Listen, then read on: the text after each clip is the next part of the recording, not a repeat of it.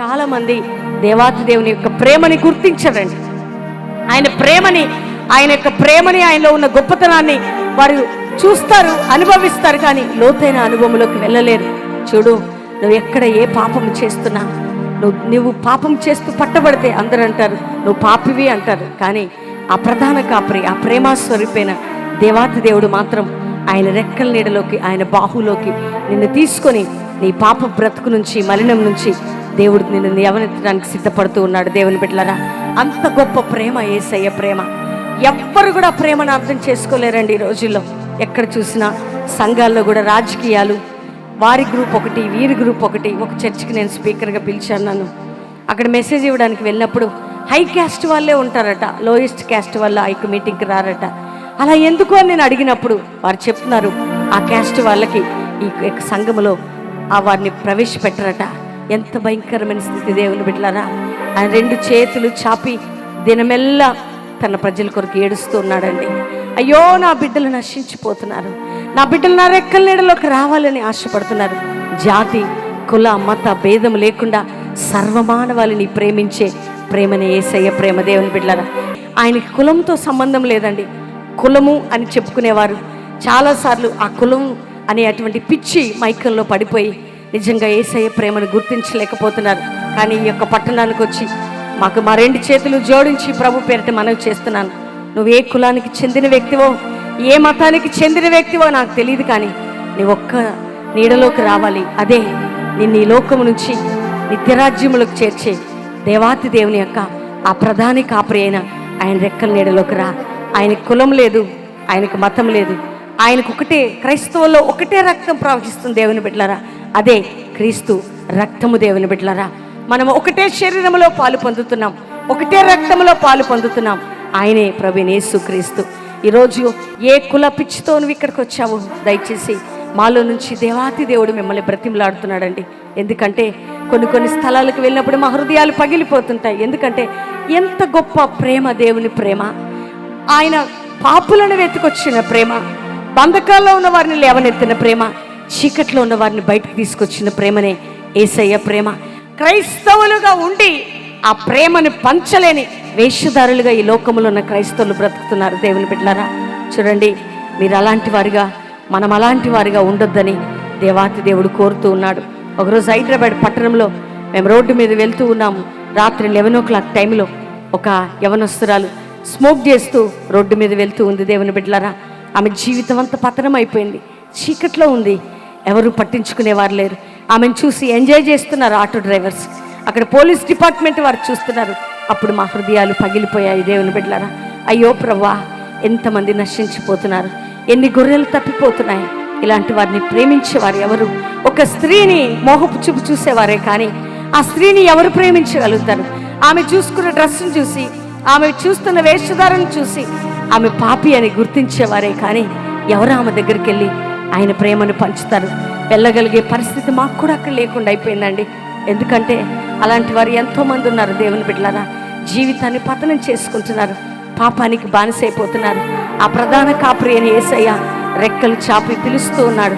అయ్యో, నా ప్రజలు నశించిపోతున్నారే, నా ప్రజలు పాడైపోతుంటే క్రైస్తవులు 4 గోడల మధ్యలో స్తుతిస్తూ ప్రేమలేని జీవితాన్ని జీవిస్తూ ఎందుకు బ్రతుకుతున్నారు? అర్థం లేని బ్రతుకుతున్నారు. దేవుని బిడ్డలారా, కానీ ఒకసారి మదర్ తెరీసా తనెంతో ఈ లోకానికి సేవ చేసిన తల్లి అండి. ఆమె ఒకరోజు ఒక అనాథ బిడ్డలను పెంచుతూ ఉందట. ఆ పెంచుతూ తన బిడ్డలకి భోజనం లేదు, ఏం చేయాలో తెలియట్లేదు, అడుక్కు తింటూ ఉందంట. రోడ్డు మీదకి వెళ్ళి చాలా ప్రేమ ఆమెలో, చాలా కనికరం, చాలా మంచితనం. అది ఎవరి నుండి వచ్చిందంటే యేసయ్య నుండి వచ్చింది. తల్లి ఆమె మదర్ అంటారు తల్లి. ఆమెలో ఆ ప్రేమ, ఆ ఉనికి ఉంది, ఆ దేవాతి దేవుని కనికరం ఉంది. ఆమె అడుక్కు తినటానికి వెళ్ళిందట. ఎవరైనా ఏదైనా భిక్షం వేస్తే ఆ చిన్నారులకి, ఆ చంటి బిడ్డలకి పెట్టాలని రోడ్డంతా వెతుకుతుందంట. దేవుని బిడ్డలారా, ప్రతి షాప్ అడుగుతుందట. ఒక షాప్ యజమాని దగ్గరికి వెళ్ళి, దయచేసి చిన్న బిడ్డలు ఉన్నారయ్యా, అనాథ బిడ్డలు, ఏమైనా అయ్యవా అని చెయ్యి చాపుతుంటే ఆ యొక్క వ్యక్తి ఒకటేసారి కోపం వచ్చి ఉమ్మేశాడట చేతిలో. వెంటనే ఆ ఉమ్ము చేతిలో పట్టుకుంది. అయ్యా, ఇది నువ్వు నా కోసం ఇచ్చిన గిఫ్ట్ అనుకుంటాను, కానీ మరో చెయ్యి చాపుతున్నాను, నా దగ్గర చాలామంది చిన్నారులు ఉన్నారు, వారికి భోజనం లేదయ్యా, నువ్వు నా కోసం ఉమ్మేశావు, చాలు, ఆ ఉమ్ముని నేను తీసుకుంటాను, బహుమానంగా. కానీ ఆ బిడ్డల కోసం నువ్వేమైనా చేస్తావా? ఆమె ఓపికను చూసి, ఆమె ప్రేమను చూసి ఆయన కరిగిపోయి ఆ రోజు ఆయన జీవితాన్ని యేసయ్యకి ఇచ్చాడట. దేవుని బిడ్డలారా, ఎక్కడుందండి క్రైస్తవుల్లో ప్రేమ? మచ్చు తునకలో కూడా లేదు. నేను అంటే నేను పోటీతత్వం, గర్వం, అహంకారం, దురభిమాన పాపం ఈ లోకంలో ఉన్న క్రైస్తవులని పరిపాలిస్తున్న దేవుని బిడ్డలారా. కానీ మెత్తని మనసు, వెన్నలాంటి మనసు, మంచి మనసు యేసయ్య మనసు అండి. ఎక్కడి నుంచి నిన్ను నన్ను రక్షించుకున్నాడు తల్లి, ఎక్కడి నుంచి నిన్ను నన్ను పిలుచుకున్నాడు. చూడండి, వేశ్యల్ని ప్రేమించాడండి ఆయన, వ్యభిచారుని ప్రేమించాడు. చూడండి, జక్కయ్య దగ్గరికి వెళ్ళి అడుగుతాడు, జక్కయ్య నేను నీ ఇంటికి రావాలి. చూడు, నువ్వు డబ్బు వడ్డీలకు ఇస్తున్నావు, నువ్వు అనర్హుడవి, నీ ఇంటికి అడుగు పెట్టను అని అనలేదు. నేడు నీ ఇంటికి నేను రావాలనుకుంటున్నాను, నీతో కలిసి భోజనం చేయాలనుకుంటున్నాను. ఎంత గొప్ప ప్రేమ అండి! పాపులను చూసి పరిగెత్తుకుంటూ వెళ్ళింది ఆ ప్రేమ.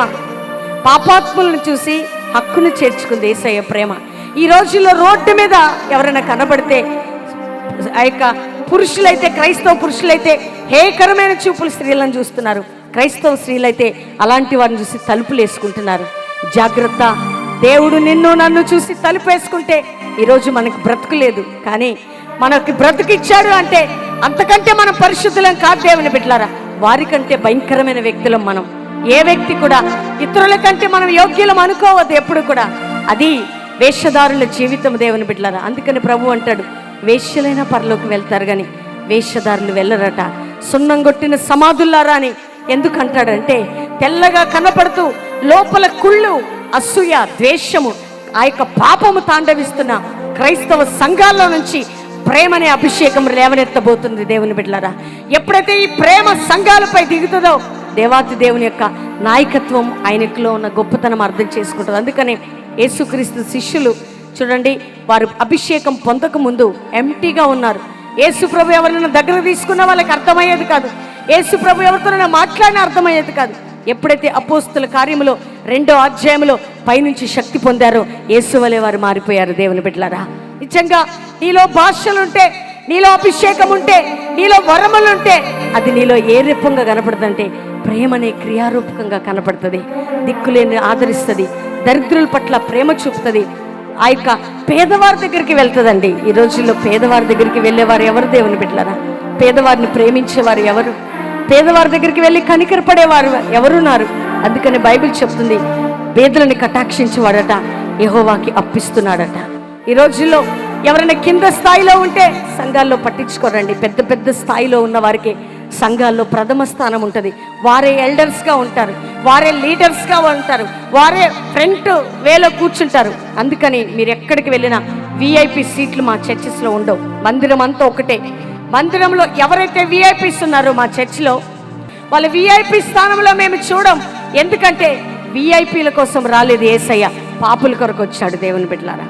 గుర్తుపెట్టుకోండి, ఈ రోజుల్లో ఈ యొక్క విఐపి స్థానాలు ఏర్పాటు చేస్తూ చూడండి, ఆ ప్రత్యేక స్థానాలను పెడుతూ దేవుని ప్రేమని పంచలేకపోతుంది క్రైస్తవ సంఘమా. దేవుడు ఏడుస్తూ ఉన్నాడు ఈ దినాల్లో. వద్దండి, అలాంటి వేషధారణ మనకొద్దు. ఎందుకంటే మనందరం ఆ ప్రధాన కాపరి అయిన యేసయ్య వద్దకు వెళ్ళాలి.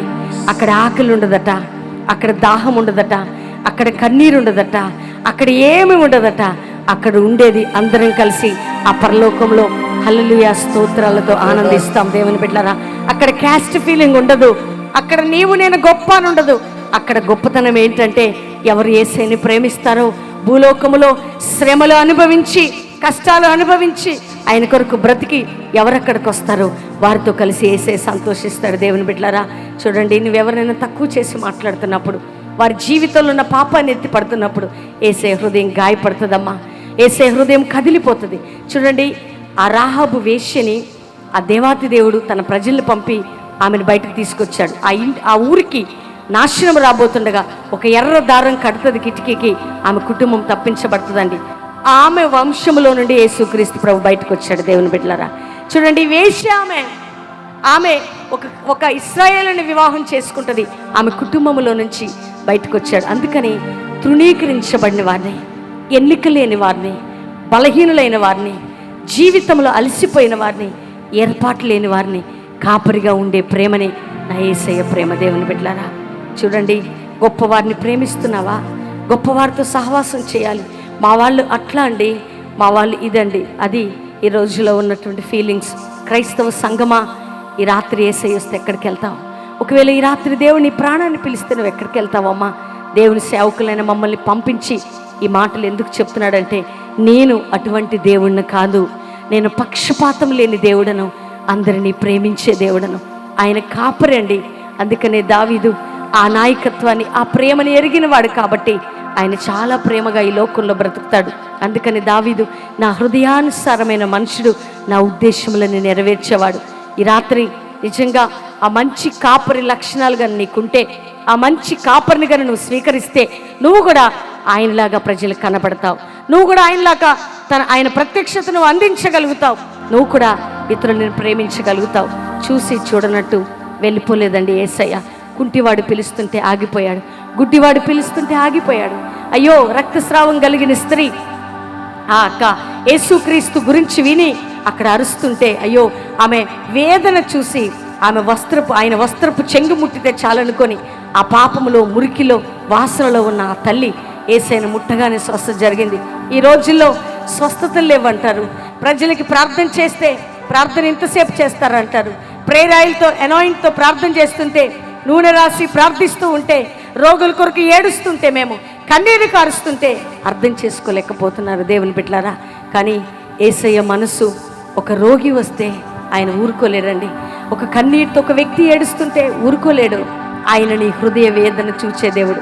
నువ్వు ఏడుస్తుంటే చూసి చూడనట్టు వెళ్ళిపోయే దేవుడు కాదు, నీ హృదయాన్ని పరిశీలించే దేవుడమ్మా. నీ గుండె లోతుల్లో నుండి నీ దుఃఖాన్ని చూసే దేవుడు. చివరిగా ఒక సంఘటన చెప్పి నేను ముగించబోతున్నాను. ఇదే, ఎందుకంటే కాపరికి గొర్రెకి ఉన్న బంధాన్ని తెలియక ఈ రోజుల్లో ఎంతోమంది వదిలిపెట్టి వెళ్ళిపోతున్నారండి. చూడండి, మోయాబీరాలని రూతు నయోమిని హత్తుకుంటుందండి. ఆమెకి దేవుని గురించి గొప్పతనం తెలియదు, కానీ ఆమె ఏ ప్రయోజనం చూసి ఆ తల్లిని వెంబడించలేదు. కానీ ఆమె వెంబడించినందుకు ఆమె ఎక్కడికి వచ్చిందంటే, మంచి కాపరి రెక్కల నీడలకు వచ్చింది. దేవుని బిడ్డలారా, ఏముంటుందండి ఆ మంచి కాపరిలో? మంచితనం, ప్రేమ, కనికరం, వాత్సల్యత, ఇవన్నీ కూడా ప్రభువైన యేసులో దాగి ఉంటాయి.